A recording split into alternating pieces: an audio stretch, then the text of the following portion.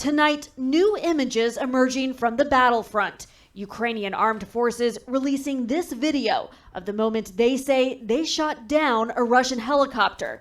The fire engulfed aircraft hurtling towards the ground. Here, another Russian aircraft, a fighter jet, falls from the sky. The Ukrainian military says it took down the plane. Smoke billowing in its wake as it crashed into a residential neighborhood about 90 miles from Kyiv.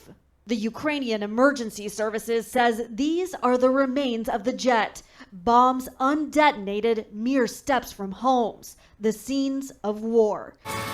A war Ukrainians continue to fight with limited help from Western allies. In a Zoom call with U.S. lawmakers, Ukrainian President Volodymyr Zelensky calling for greater military assistance, including the transfer of fighter jets from Eastern European countries and the establishment of a no-fly zone. The U.S. and NATO still resisting such a move, warning it could prompt a full-scale war in Europe.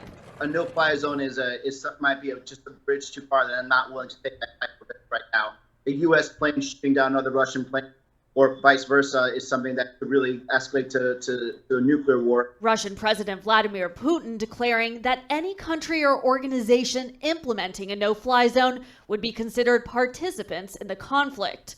And as Ukraine pushes for more sanctions, Putin stating the sanctions already imposed on his country are equivalent to a declaration of war against Russia. On the ground in Ukraine, a show of solidarity from the U.S. Secretary of State Antony Blinken side by side with the Ukrainian foreign minister on the Polish border. And as to the pressure on Russia, not only is it unprecedented, not only is it producing very, very concrete results in Russia, but that pressure too will not only continue, it will grow until this war of choice is brought to an end. Israeli Prime Minister Naftali Bennett today also speaking by phone with Zelensky after a face-to-face meeting with Putin in Moscow. Meanwhile, one senior Western intelligence official warns that Russia now seems prepared to bombard cities into submission, with the U.S. official saying Russia is poised to deploy 1,000 more mercenaries in the near future. But with the war in its 10th day, stories of Ukrainian bravery in the face of Russian aggression continue to spread. Watch as a man jumps on top of a Russian armored vehicle, waving a Ukrainian flag. And sounds of gunfire in a small town in northeastern Ukraine as unarmed protesters stood their ground.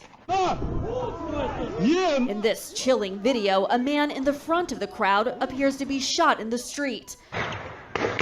Another video shows protesters scattering as a barrage of gunfire rings out. Tonight, Ukraine's foreign minister with a new message for Putin.